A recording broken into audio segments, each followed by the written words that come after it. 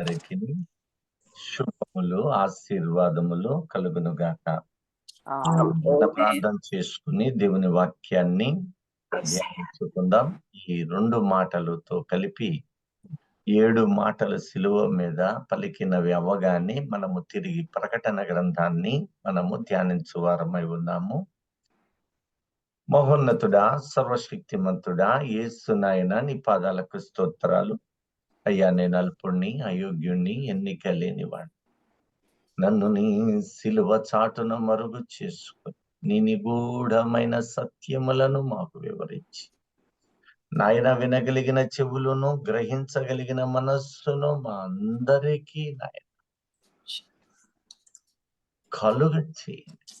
అలాగే ప్రాముఖ్యంగా సుందర గారికి దినదినము నాయన దినదినము నీవు కాచి కాపాడు, అనుదినము స్వస్థత కలుగ చేస్తున్నందుకు, ఆరోగ్యములతో నింపుతూ ఉన్నందుకు నీకు కృతజ్ఞత చేస్తూ, అందించిన ప్రతి బిడ్డ యొక్క ప్రార్థన మనవులను ఆలకించినందుకే నీకు కృతజ్ఞతలు తెలియజేస్తూ,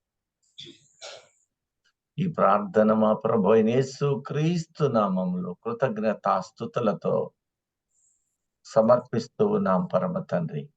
ఆమేన్. దైవజనమా, మనం ఇప్పటి వరకు ఎన్ని మాటలను ధ్యానించాము? 5 మాటలండి. 5వ మాట. మీరు జాగ్రత్తగా గమనించినప్పుడు మొదటి మాట తండ్రి అయిన దేవునితో అంటూ ఉన్నాడు. మనతో ఎలా ఉండాలో తెలియచేస్తూ ఉన్నాడని, తండ్రి వీరేం చేస్తున్నారో వీరు ఎరుగరు అంటూ ఉన్నాడు. ఎవరిని అన్నప్పుడు అక్కడ ఆయనను సిలువ వేసిన తరువాత ఆయన వస్త్రములను పంచుకున్నవారు. నీవు ఆత్మీయ సత్యమును గుర్తించినప్పుడు మనము ఆయన వస్త్రములను పంచుకున్న వారమైనప్పుడు, ఆయన మహిమను పొందుకున్నప్పుడు, మనలో ఉన్న ప్రతి అపవిత్రత, పాప దోషములను కప్పివేస్తూ ఉన్నాడు, అనగా తొలగిస్తూ ఉన్నాడని, ఆయన మహిమను మనము పొందుకుంటూ ఉన్నాడని, వస్త్రము వలె ఆయన మహిమను కప్పి ఉన్నాడని అనేక చోట్ల తెలియబడిన ఈ సత్యాన్ని దేవుడు బయలుపరుస్తూ ఉన్నాడు. అట్టి వారిని క్షమించువాడను అని ఆయన బయలుపరుస్తూ ఉన్నాడు. ఆ క్షమాపణ మనకు అందిస్తూ ఉన్నాడు. ఒకవైపు దేవుని అడుగుతూ ఉన్నాడు, మరి ఒక వైపు మనకును తెలుపుతూ ఉన్నాడు మనమేం చెయ్యాలి. 2వ మాటను జాగ్రత్తగా గమనించినప్పుడు, ఏదేను అనబడేది ఆయన ఒక ప్రాంతములో సృష్టి క్రమమును సృష్టించిన నరుని సమస్తమును సృజించిన ప్రాంతమని, అదే సియోను కొండయని, అదే యెరూషలేము ప్రాంతమని, ఆ ప్రాంగణములలో ఉన్న దానిలో తూర్పున ఒక తోట వేశాడని, ఆ తోటలోనే ఆయన సంచరించాడని, ఆ తోటలోనే ఆదామును తీసుకుని అక్కడ పెట్టాడని అనేక సాక్ష్యాధారాలను మనము గమనించాం. ఈ ఏదెనుని ఆయన పరదైసు అని తెలియజేస్తూ,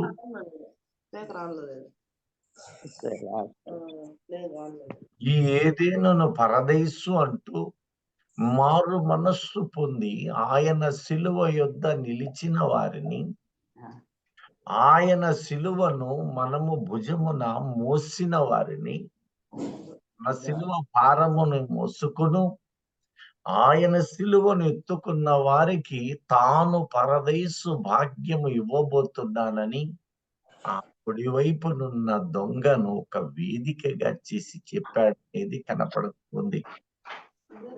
3వ మాటను కూడా చూచినప్పుడు, ఇదిగో అమ్మా ఇదిగో నీ కుమారుడు, ఇదిగో నీ తల్లి అన్నప్పుడు అది కూడా ఆత్మానుసారమైన సత్యమేనని, మర్మమేనని గ్రహించాం. తల్లి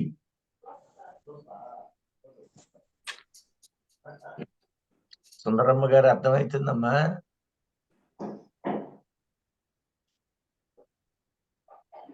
సుందరమ్మ గారు అర్థమవుతుందా? సరే, ముచ్చట్లో ఉన్నట్టున్నారు. సరే, మంచిది.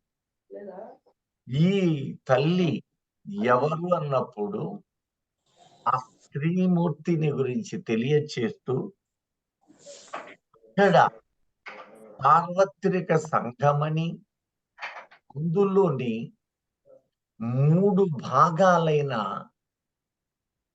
విధానాలు తెలుపుతున్నాడని, ఒకటి సార్వత్రిక సంఘ సభ్యులు, అందులోని పవిత్రమైన కన్యకయు, అందులోని బుద్ధి కలిగిన కన్యకయు, అందులోని బుద్ధి లేని కన్యకలుగా ఉన్నారని,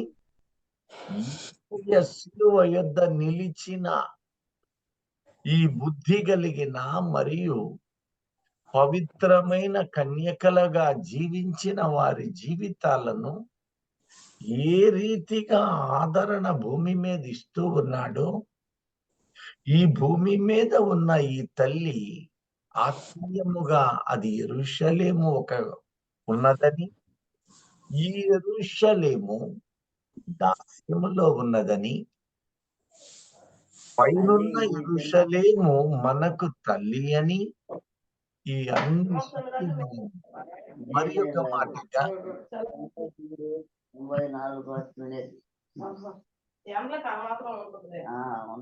అమ్మా పవర్ మ్యూట్ చేయండి అమ్మా.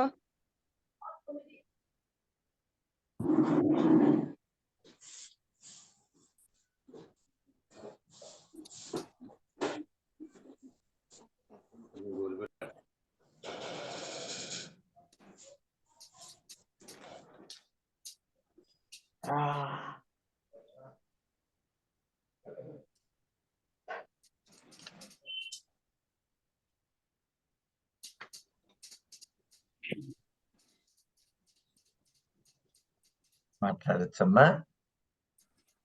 అయ్యా మాట్లాడినా? సార్ చేయండి సార్.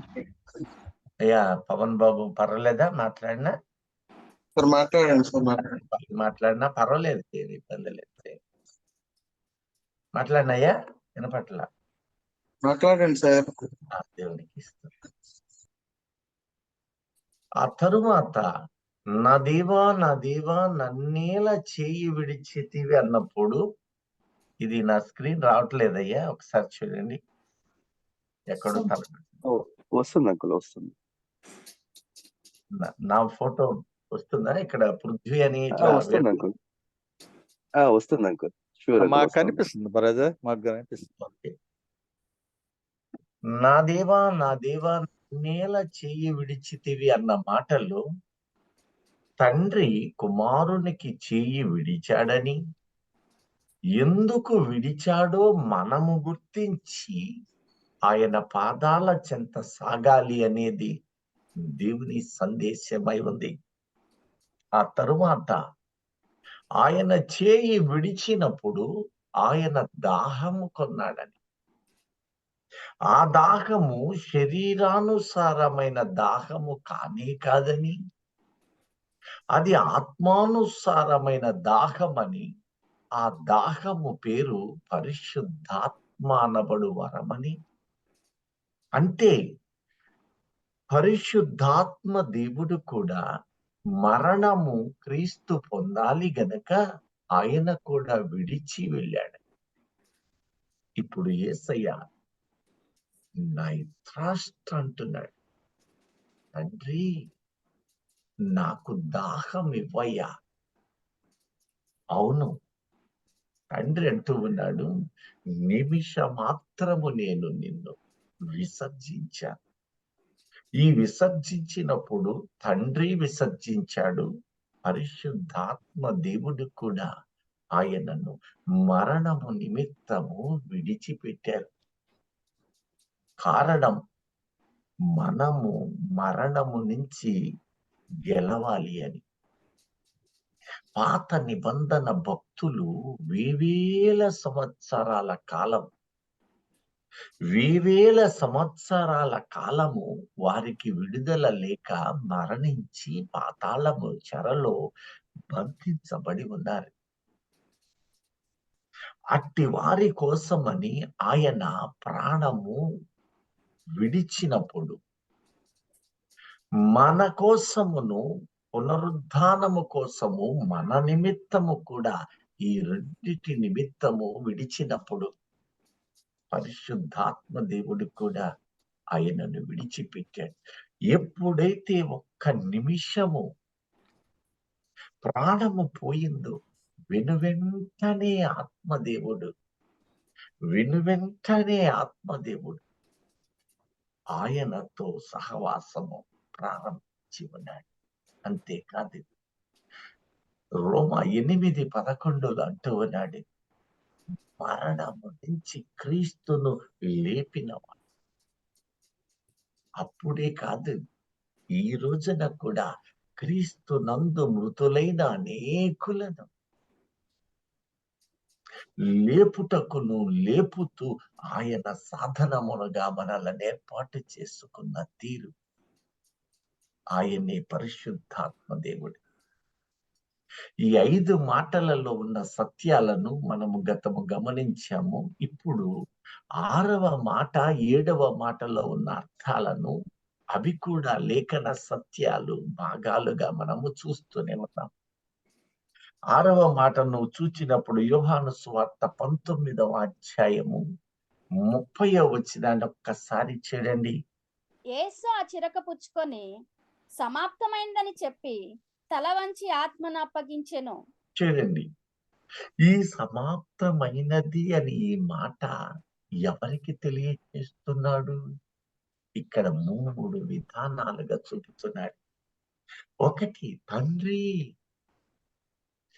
నీవు నాకిచ్చిన సమస్తము నెరవేర్చానయ్యా, సమస్తము సమాప్తం చేశానయ్యా అని ఒకవైపు దేవునితో చెబుతూ ఉన్నాడు. రెండవది, మనము కూడా మన జీవితాలలో ఆయన సంకల్పం ఏమిటో నెరవేర్చునట్లు, సమాప్తము చేయనట్లు జీవించాలి. అదే మన ముందు ఉంచబడిన లక్ష్యం. నిన్ను పిలిచిన పిలుపుకు తగిన విధముగా నీవుండాలి. నిన్ను ఎలా పిలిచాడో, ఏ స్థితిలో పిలిచాడో దానికి ఏ మాత్రము వెరవరాదు. ఎన్ని ఆటంకాలైనా ఈ భూమి మీద గుడారం ఒక దినమున శిథిలమవుతుంది.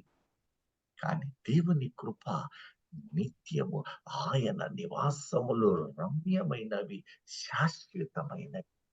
కనుక మనమెలా జీవించాలో ఆయన చేసి చూపాను అని మనము అలా చేయాలనేది దేవుని సంకల్పం. మూడవది, ఆయన తృప్తిగా పలుకుతున్న మాట, తాను సాటిస్ఫై, సంతృప్తిగా, విజయ గర్వముతో, ఆనందముతో సమాప్తమైనది. ఎంత ఆనందకరమైనది!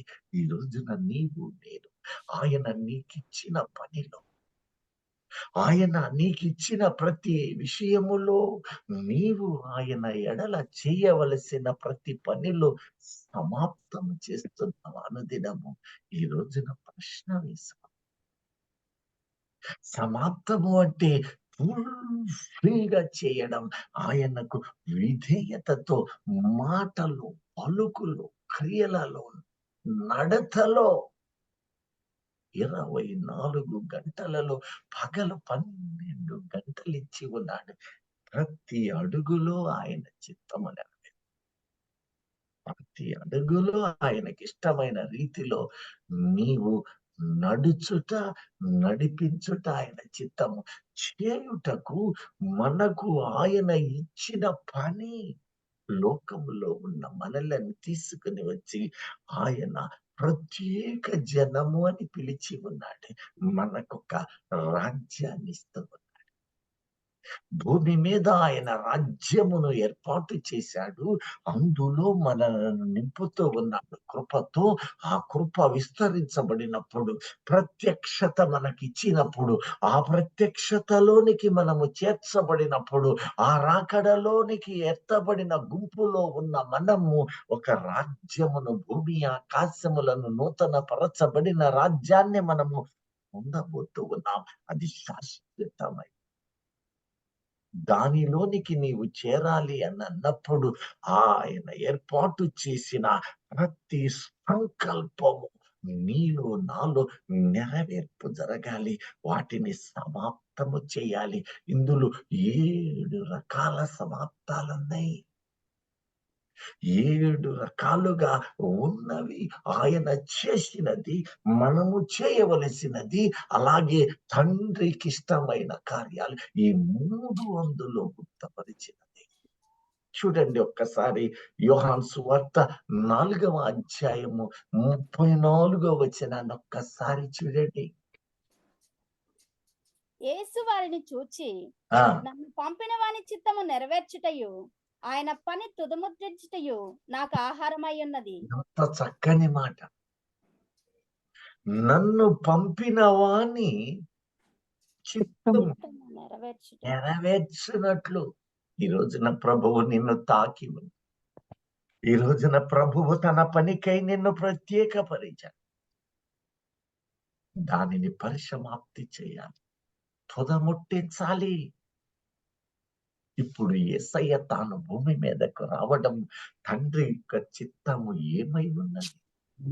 యెషయా గ్రంథం 61:1 అనేకమైన ఉన్నవి, కానీ 1-2 వచనాలు మాత్రమే, 1-3 వచనాలు చదువుకుందాం. యెషయా గ్రంథం. ప్రభువగు యెహోవా ఆత్మ నా మీదికి వచ్చి ఉన్నది, దీనులకు సువార్తమానము మొదటి ప్రకటించుటకు. మాట, దీనులకు సువార్తమానం.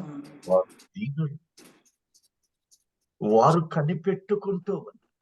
దీన దరిద్రులు నీతి కోసమై వెతుకుతున్నారు. దీనులు సువార్త కోసం కనిపెట్టుకుంటూ ఉన్నారు. వారు ఆ కమ్మని సువార్తను ఎరుగక ఉన్నారు. వారికి మార్గము తెలియదు. వారు ఎలా జీవించాలో వారికి తెలియక, ఎటువైపు జీవం ఉన్నదో, ఎటువైపు రక్షణ ఉన్నదో ఎరుగక అల్లాడిపోవారు. సృష్టిలో అనేకమున్నారు. కనిపించిన రాళ్లకు, రప్పలకు, చెట్లకు, పుట్లకు, అనేకమైనటువంటి నీళ్లకు కనిపించినవే దేవతలు, దేవుళ్ళని చిత్రలకు, భూమికి, మన్నుకు, సూర్య చంద్రులకు నమస్కరిస్తూ వారు తమ రక్షణకై వెతుకుతూ ఉన్నారు. ఈ రక్షణ లేని వారి గురించే ప్రభు అంటున్నాడు, కనిపెట్టుకుంటూ ఉన్నారు. వారు కనిపెడుతున్నారు అంటే ఎదురు చూస్తూ ఉన్నారు, నిరీక్షిస్తూ ఉన్నారు. ఆటిలో నిరీక్షణ రాదు అనే సత్యము వారు గుర్తించడం లేదు. ఇప్పుడు ఒక పాత్రగా ఆనాడు యేసయ్యను ఏర్పాటు చేశానని, ప్రభువు ఆత్మ నా మీద ఉన్నది అంటూ ఆయన ఆ ఆత్మ పాలులను మనకి కూడా ఏర్పాటు చేశారు. ఆ ఆత్మ పాలును మనకు కూడా ఇచ్చి ఉన్నాడు.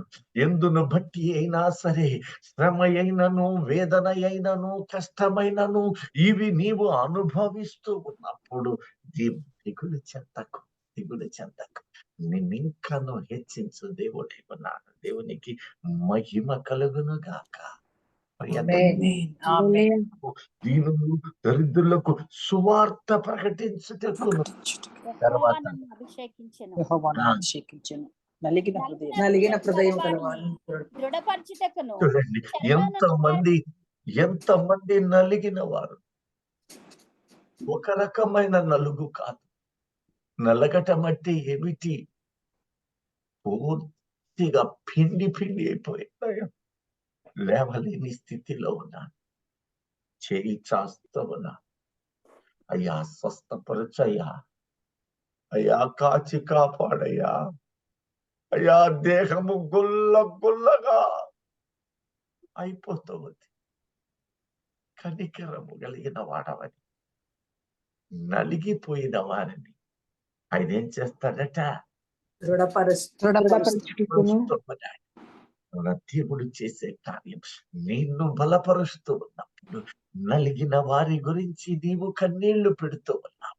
నీ కన్నీళ్లు వారిని దృఢపరుస్తూ ఉన్నాయి, బలపరుస్తూ ఉన్నాయి, స్థిరపరుస్తూ ఉన్నాయి. అనేకులకు మళ్ళా తిరిగి వారు బలపడి వారు నలిగిన వారికి సాక్షులు, వారు ధైర్యపరచువారై ఉన్నారు. మనకు ఆ క్రీస్తు పాటించిన క్రమము మన జీవితాలకు ఆదర్శమై ఉంది. నలిగిన వారిని రెల్లు వంటి పడిపోయిన ఆ ప్రాణమును దృఢపరచాలట. మరి ఒక మాట అంటూ ఉన్నాడు, చెరలోనున్న వారికి విడుదలను, బంధింపబడిన వారికి విముక్తిని ప్రకటించుటకును. వీళ్ళందరూ ఎవరో తెలుసా? చెరలో ఉన్నారు.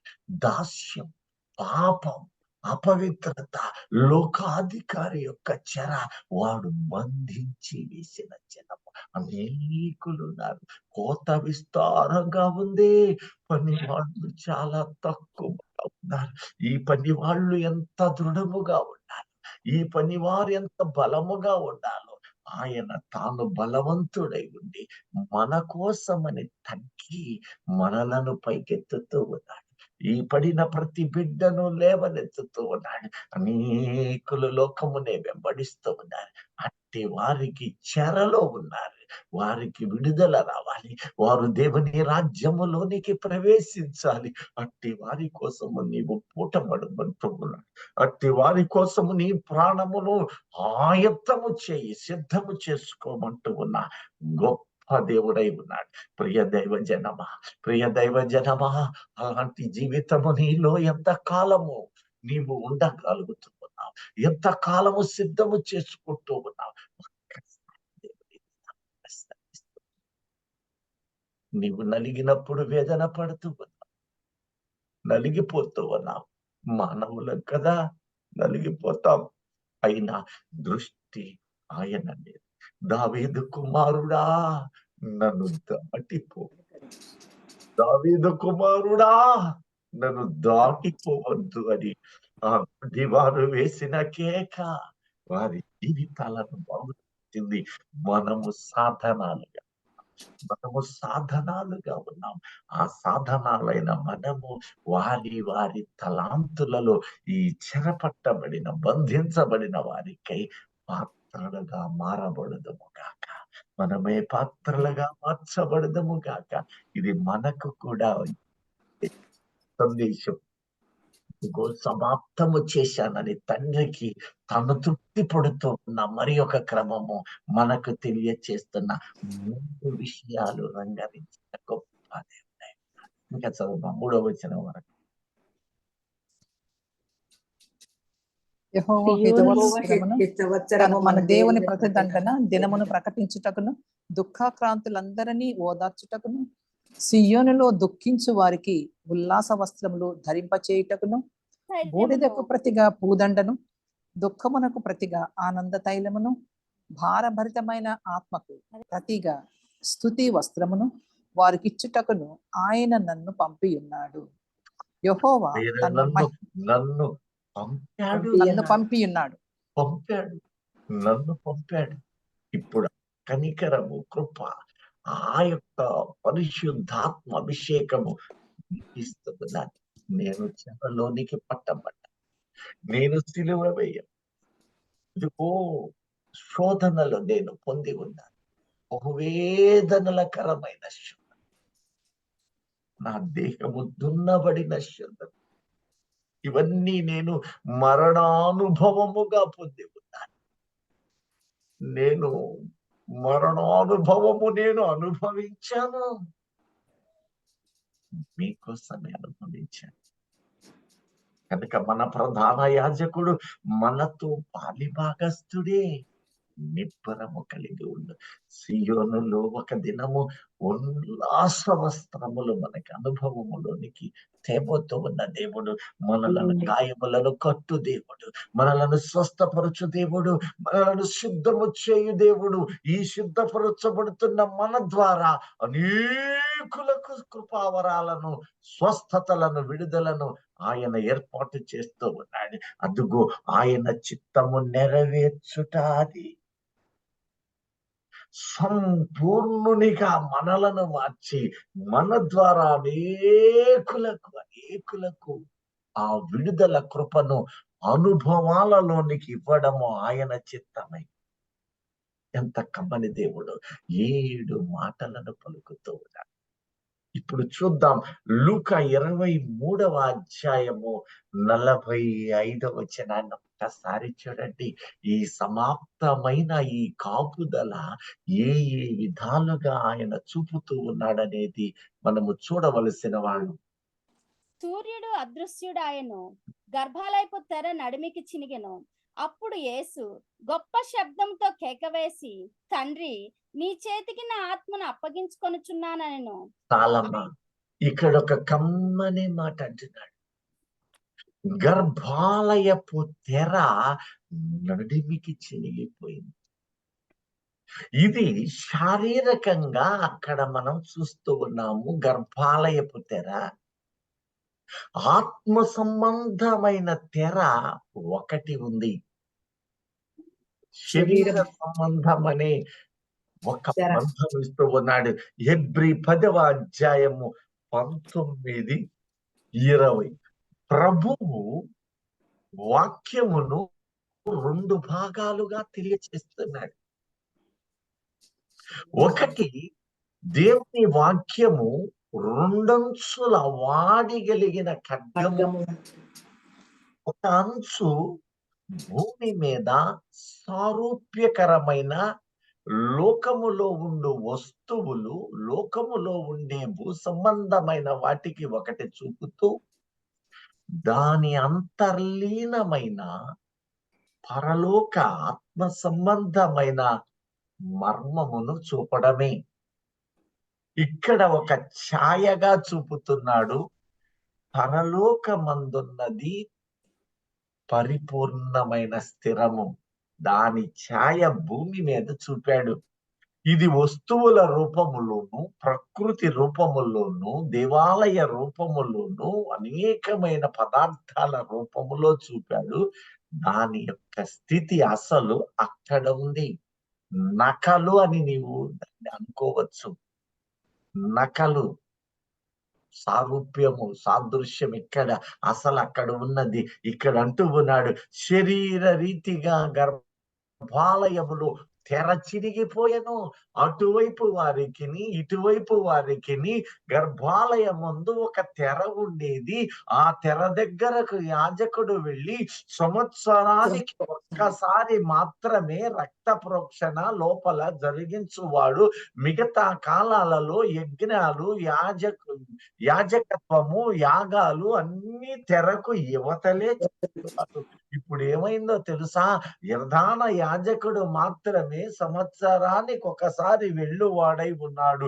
ఇది ఏమిటి అని నీవు జాగ్రత్తగా గమనించినప్పుడు, పరమండలమందున్న దేవుడు అక్కడ 3 ఆకాశములను ఏర్పాటు చేసిన వాడు.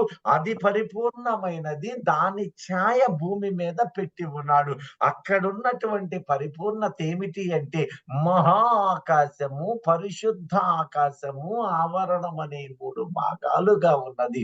ఇదిగో ఈ భూమి మీద నువ్వు మరలా గమనించినట్లయితే ఆవరణము, పరిశుద్ధ స్థల ప్రవేశాలు మాత్రమున్నవి, కానీ అతి పరిశుద్ధ స్థలములోనికి ఏ నరుడును ప్రవేశింపజాలడు. కాబట్టి ఇప్పుడు ఏం చేశాడు?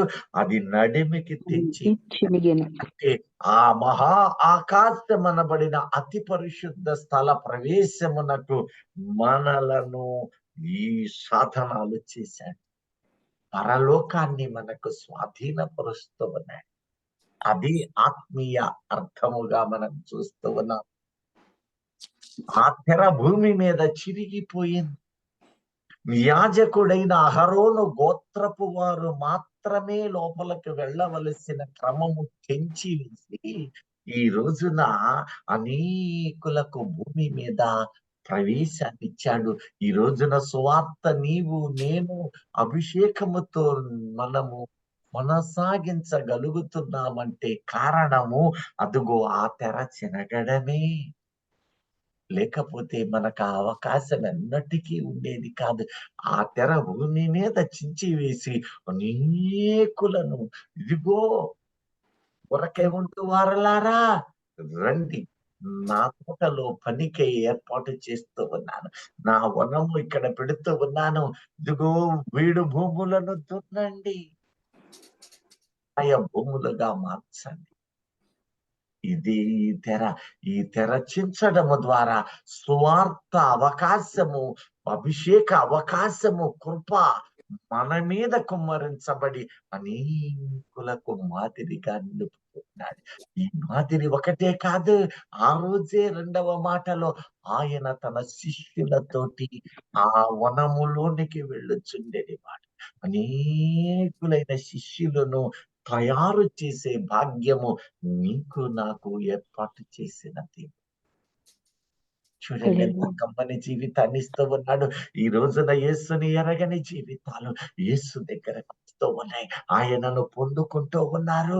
అనేకులకు మాదిరిగా సువార్త నాకు చేతనైనంత వరకు ఆయనను ప్రకటించాలని ఆశ కలుగుతూ ఉన్నారు.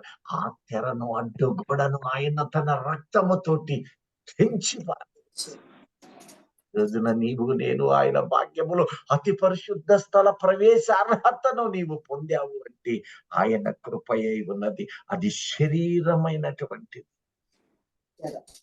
ఆయన తన రక్తము ద్వారా ఆ యొక్క ప్రవేశం 19-20 వచనాలు ఒక్కసారి చదివి. సహోదరులారా, యేసు మన కొరకు ప్రతిష్ఠించిన మార్గమును అనగా నూతనమైనదియు జీవము గలదియు ఆయన శరీరమును తెర ద్వారా ఏర్పరచబడింది అయిన మార్గమున ఆయన రక్తము వలన పరిశుద్ధ స్థలమునందు ప్రవేశించుటకు మనకు ధైర్యము కలిగి ఉన్నది.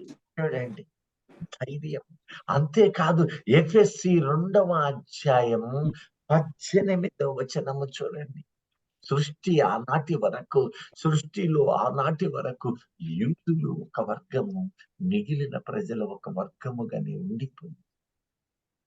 అయినను మునుపు దూరస్తులైన మీరు ఇప్పుడు క్రీస్తు యేసునందు క్రీస్తు రక్తము వలన సమీపస్తులై ఉన్నారు.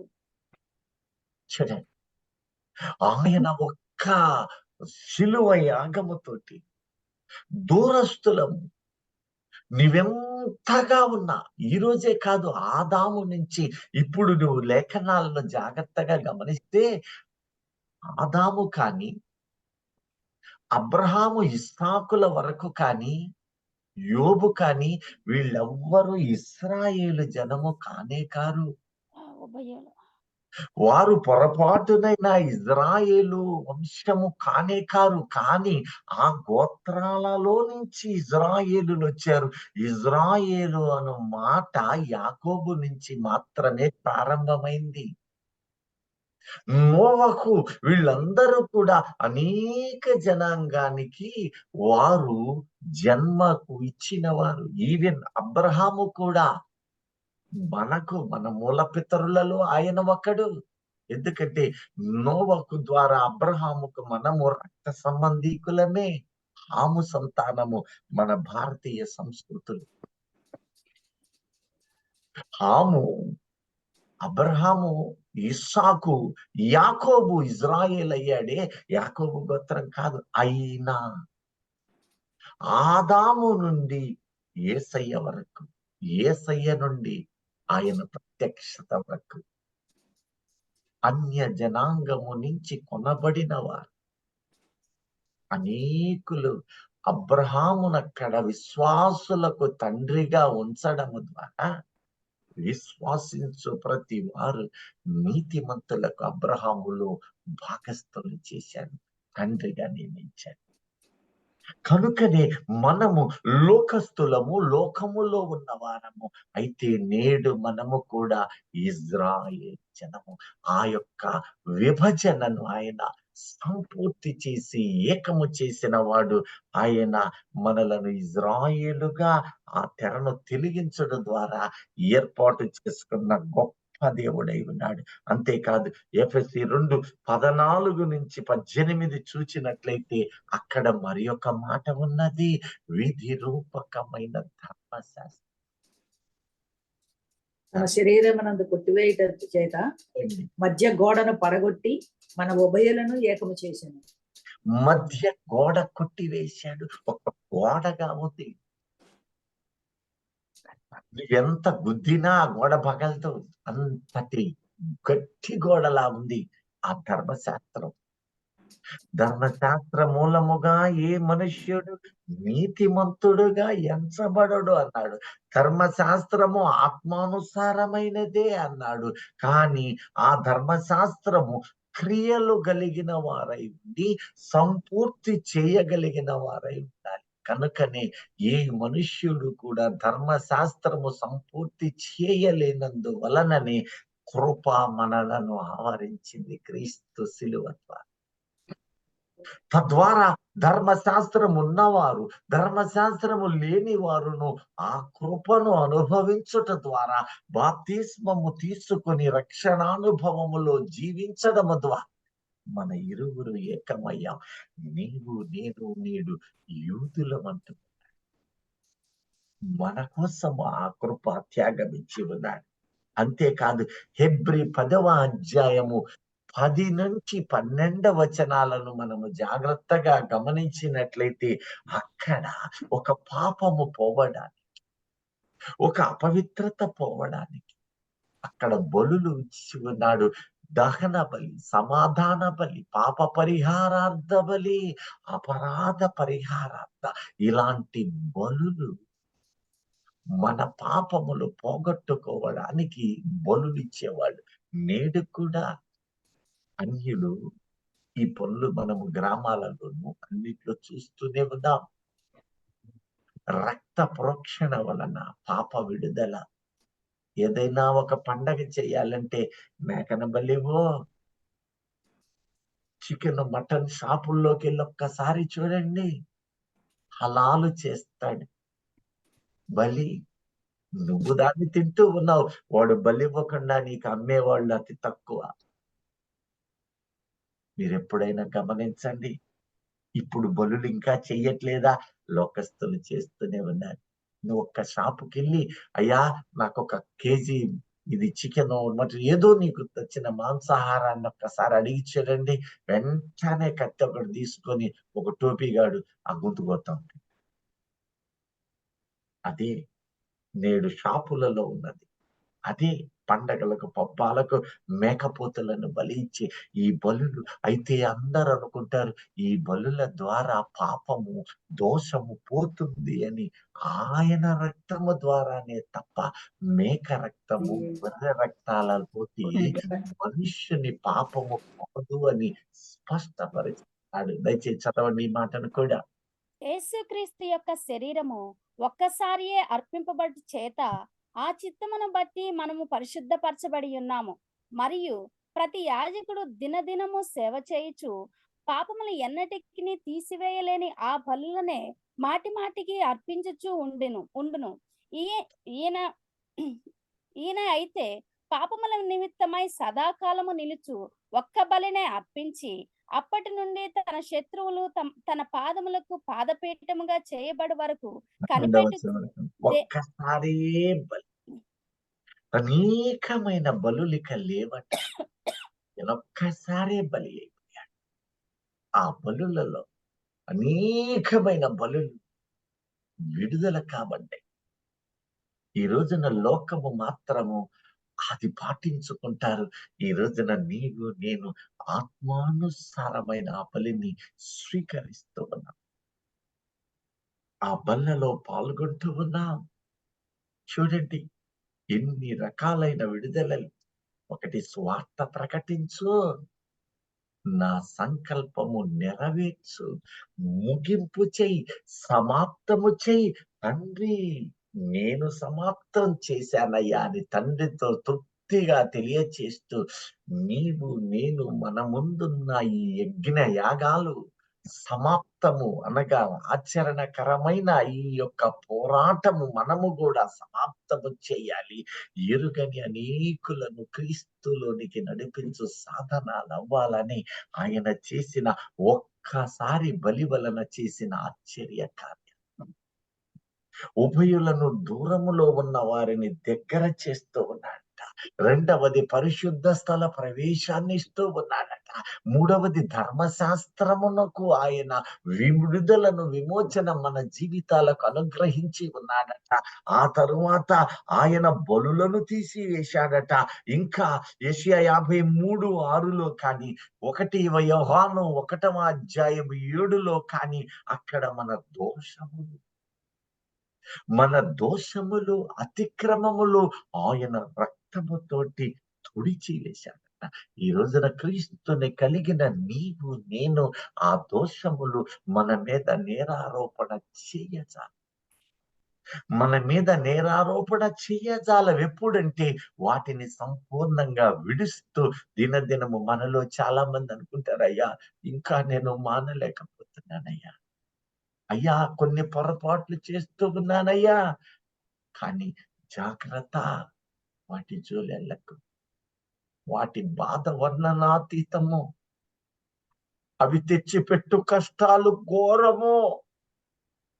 తప్పు చేస్తున్నప్పుడు, పాపం చేసేటప్పుడు, అపవిత్రమైన మాట పలికేటప్పుడు దేవుడు ఆలకిస్తున్నాడనే సంగతి గుర్తెరగకుండా నీ ఇష్టానుసారముగా కోపము, ఆవేశం, ఆగ్రహము అది నీ ఇంట గాని నీ బయట గాని, నీ భార్య మీద కానీ నీ భర్త మీద, బిడ్డల మీద పరుషమైన మాట కోపపడు. కోపము వేరు, ఆవేశముతో క్రోధముతో వచ్చిన క్షణికమైన ఆ మాట కోసం వాడు చూస్తాడు. నీవు చేసిన ప్రార్థన సంపూర్ణంగా ఫలించలేని స్థితిలో నీకు నీవే కొని తెచ్చుకుంటావు. ఒక్క మాటైనా సరే, ఒక పనికి మాలినోడా అన్నా కూడా వాడు పనికి మాలినోడయ్యే సందర్భాలు అవుతాయేమో. మాట వరసకైనా దీవెనే పలకాలి. హెచ్చరించడం తప్పు కాదు, కానీ దీవెనే నీ నోట రావాలి. ఆశీర్వాదము వారి తలల మీద ఉండాలి. మెలకువ కలిగి ఉండదు. ఆ తర్వాత అదే బిడ్డల కోసం, అదే భర్త కోసం, అదే భార్య కోసం నీవు మళ్ళా ఏడవాల్సి వస్తుంది. నీ సణుగులు వారి మీదకు శాపంగా మారకూడదు. దోషం, పాపము భయంకరమైనది. దోషము నివృత్తి కాబడేది. అది నీలో నుంచి నీవు గుర్తించగలిగి, పాపము గుర్తించగలిగినదే కానీ దాని మూల్యము బాధాకరం, దాని మూల్యము ఘోరాతి ఘోరం. నీలో ఏది ఉందో చూడండి. అపవిత్రమైన దేనిని దగ్గరకు రాకూడదు. దురాశ గర్భమును ధరించి పాపమును కనుక పాపము పరిపక్వమై మరణాన్ని కంటది. పాపము మరణం ఈడ్చుకుని పోద్ది. కానీ ఈ యొక్క దోషములున్నవే, అపవిత్రమైనవి ఉన్నవి, అపరాధ రుసుము. అందుకనే పాప పరిహారార్థ బలి ఒకటైతే అపరాధములు, పాపము ఒకవైపు ఉన్నది, మిగిలినవన్నీ అపరాధాలు. నీ నోటితో జాగ్రత్త లేనితనం. బిడ్డలనే పాము తన బిడ్డలను మింగినట్టు మింగుతుందని తెలియక బిడ్డలను కూడా కోపం వచ్చినప్పుడు గొప్పక్కన ఎది పెడితే అది అనేస్తూ ఉన్నావు. ఆ తర్వాత సాయంత్రానికి ఆ బిడ్డను దీవించు. అదెట్ట సాధ్యం? ఒకే కంటిలో నుంచి ఆనందము దుఃఖము ఏకకాలములో వచ్చునా? నోటిని జాగ్రత్త. నీ హృదయములో కూడా నీ రక్త సంబంధికులను నోరు తెరిచి గాని హృదయములో కాని పొరపాటునైనా అది వారికి పెట్టుకున్నప్పుడు ఏడ్చు వారిలో నీవు కూడా ఉంటావు. వాళ్ళు బాధను గురించి అప్పటికి నీవు మర్చిపోతావు. కానీ ఆ బాధ వదలదు. అది తగిలినప్పుడు నీతిమంతుని ప్రార్థన, విజ్ఞాపన బలమే. ఆ తర్వాత ఏడ్చు వారిలో నీవు నేను ఉంటావు. దేవుడు ఉన్నాడు. అందుకని ఆ దోషములను కూడా, ఆ అపరాధములో కూడా ఆయన మోసుకుని యేసు రక్తము ప్రతి పాపము నుండి విడుదల. ఇంకా అతి ముఖ్యమైనది మరణము. వీటన్నిటి యొక్క మూలము మరణమే. వీటన్నిటి మూలము మరణమే. అందుకని 1 కొరింథీయులకు రాసిన పత్రిక 15:54 నుంచి 56 అంటూ ఉన్నాడు, మరణమా నీకు ఎక్కడ? నీ విజయం ఎక్కడ? మరణమా మరణమా మరణమా నీ విజయం ఎక్కడ?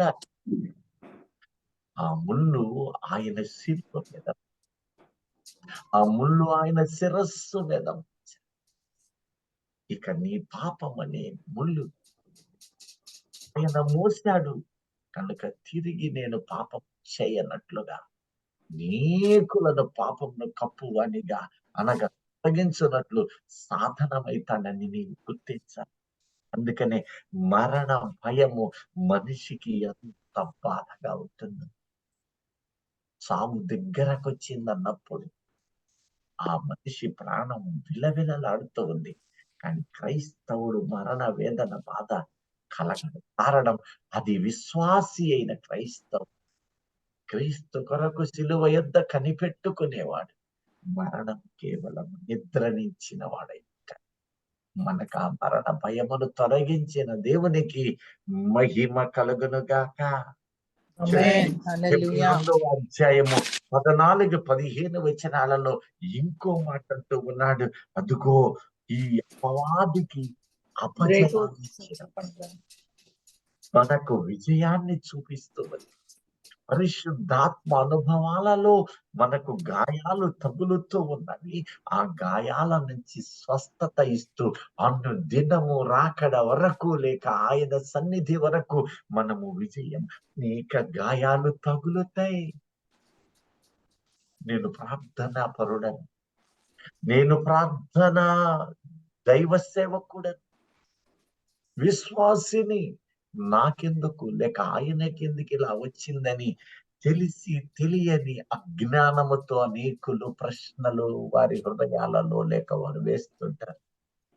దైవజనులు అనుభవాలే అనేకులకు సాదృశ్యాలు.